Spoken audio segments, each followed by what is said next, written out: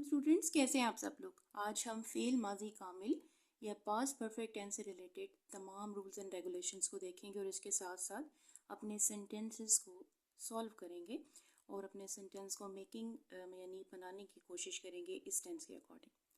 सबसे पहले आप देख लें कि इसकी जो पहचान है वो क्या है कि पास्ट परफेक्ट टेंस के साथ आखिर में जुमले में चुका था, चुकी थी या चुके थे वगैरह आता है। उसके लिए जो रूल्स एंड कंडीशंस हैं उसमें हम हमेशा third form of the verb use करते हैं और हमें third form of the verb के साथ हेल्पिंग वर्ब हैड यूज़ करना होता है।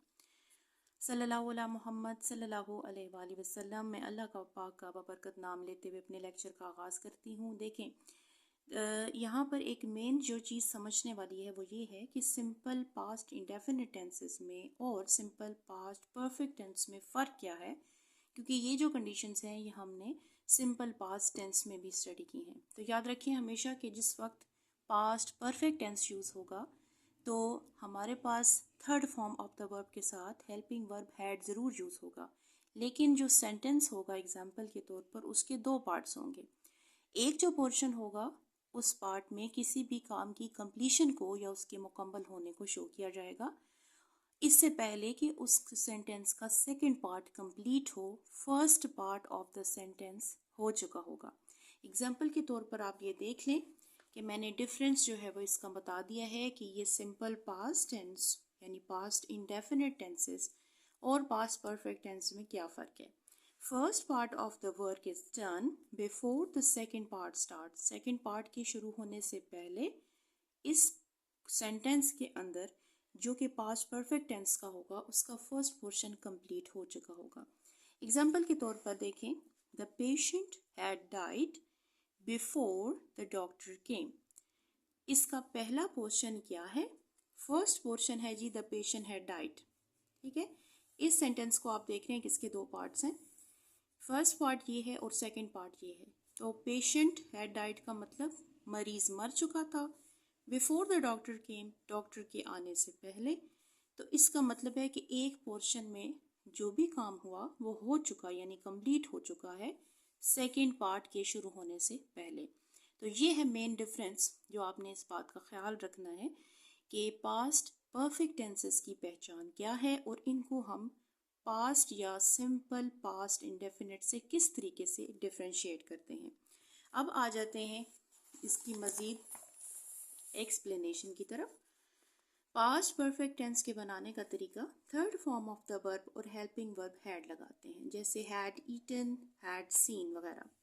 इसके साथ साथ एग्जाम्पल के तौर पर मैंने आपको समझा दिया है, फेल माजी कामिल भी इसको कहा जाता है, जो माजी में किसी काम के शुरू होने से पहले ही मुकम्मल हो चुका हो। और जो आपने मेन जो कंडीशंस याद रखनी है वो यही है कि फर्स्ट पोर्शन या पहला जो काम होगा वो मुकम्मल हो जाएगा इस टेंस में और दूसरा जो काम है वो इसके बाद शुरू होगा। एग्जाम्पल के तौर पर यहाँ कुछ सेंटेंसेस को मैं कोट कर रही हूँ और ये देखें, we had already left for Karachi. ये ऑलरेडी का लफ्ज़ भी क्या शो कर रहा है, किसको? पास्ट परफेक्ट टेंस को। यानी ऑलरेडी अगर लफ्ज़ आ जाए पास्ट टेंसेस के अंदर तो ये भी पास्ट परफेक्ट टेंस को शो करेगा। हम पहले ही कराची रवाना हो चुके थे। ठीक है, ये इस जुमले की we had already left, already पहले ही ये शो कर रहा है पास्ट परफेक्ट टेंस को।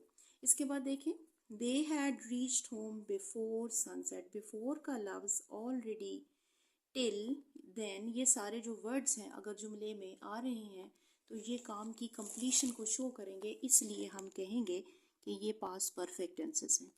दे हैड रीच, वो घर पहुंच चुके थे। बिफोर सनसेट, सूरज के गुरूब होने से पहले ही घर पहुंच चुके थे। ये जो सेंटेंस होगा ये भी पास्ट परफेक्ट को शो करेगा। I had not seen the zoo till today. आज तक मैंने नहीं देखा, ये भी शो कर रहा है किसको? पास्ट परफेक्ट टेंसेस को।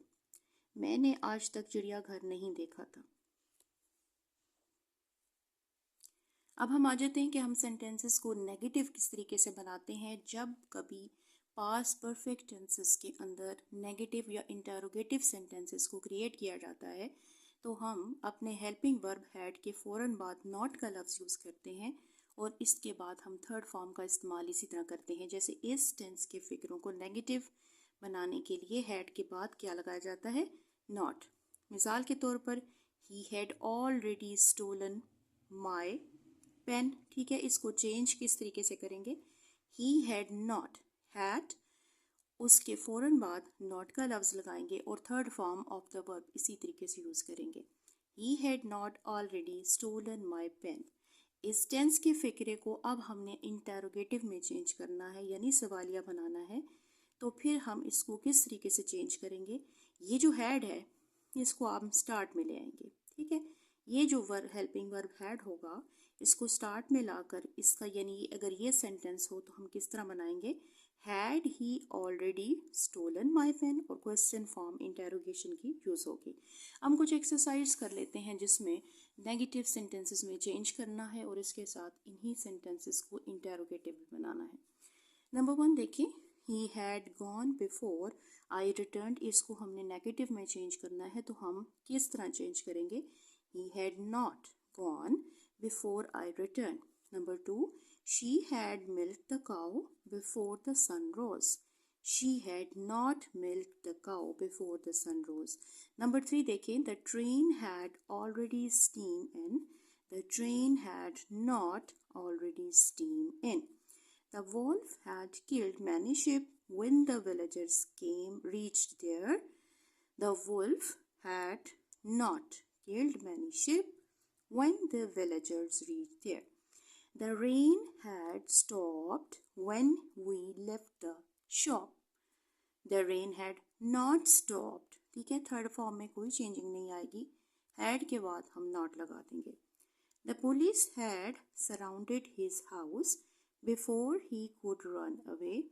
The police had not surrounded his house before he could run away. We had heard the news on the radio before the newspaper reached us. We had not heard the news on the radio before the newspaper reached us. She had sold her car before she left for Saudi Arabia. She had not sold her car before she left for Saudi Arabia. I had bought a television set before my brother passed the BA examination. I had not bought a television set before my brother passed the BA. They had reached Murray before the snow began to fall. They had not reached They had reached Murray before the snow began to fall. They had not reached Murray before the snow began to fall. अब हम देख लेते हैं कि हम इन sentences को interrogative form में किस तरह कन्वर्ट करेंगे। The train had stopped before she pulled the chair. Had the train stopped, क्योंकि ये वाला जो हेल्पिंग वर्ब हैड है ये इसके स्टार्ट में आ जाएगा एज अ क्वेश्चन फॉर्म बनाने के लिए। Before she pulled the chair, pulled the chain, यहाँ क्वेश्चन फॉर्म आएगा।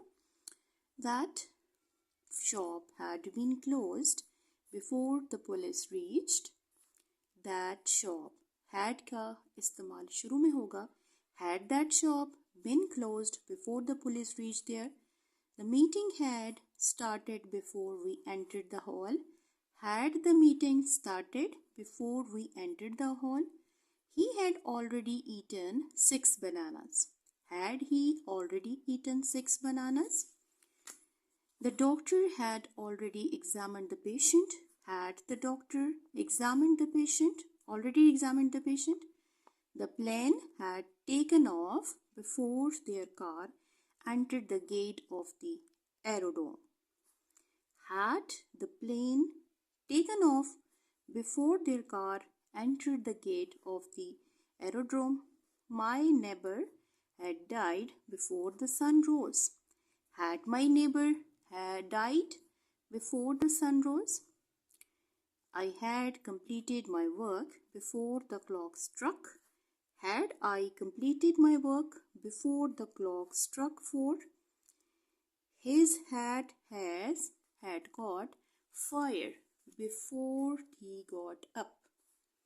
Had his hat caught fire before he got up? We had changed our clothes before we took tea. Had we changed our clothes before we took tea? तो ये थी आज की exercise जो कि हमने पास्ट परफेक्ट टेंसेस की interrogative sentences की प्रैक्टिस के लिए की है। मुझे यकीन है इस बात का कि आज का लेक्चर आपने बहुत अच्छे तरीके से पिक किया होगा। आपने आज के लेक्चर में ये भी सीखा कि सिंपल पास्ट इंडेफिनिट्स और पास्ट परफेक्ट टेंसेस में क्या मेन डिफरेंस होता है। सिर्फ इसी चीज़ का हमने ध्यान रखना होता है कि उसमें जो फर्स्ट पोर्शन है, जो first part of the work है, वो डन हो चुका होता है सेकंड पार्ट के स्टार्ट होने से पहले ही। ये है पास्ट परफेक्ट टेंसेस। तो आज के लेक्चर तक, आप नेक्स्ट लेक्चर तक के लिए आपसे इजाज़त चाहूँगी। इंशाल्लाह फिर मुलाकात होगी किसी नई एक्सरसाइज के साथ। तब तक के लिए अल्लाह हाफिज़।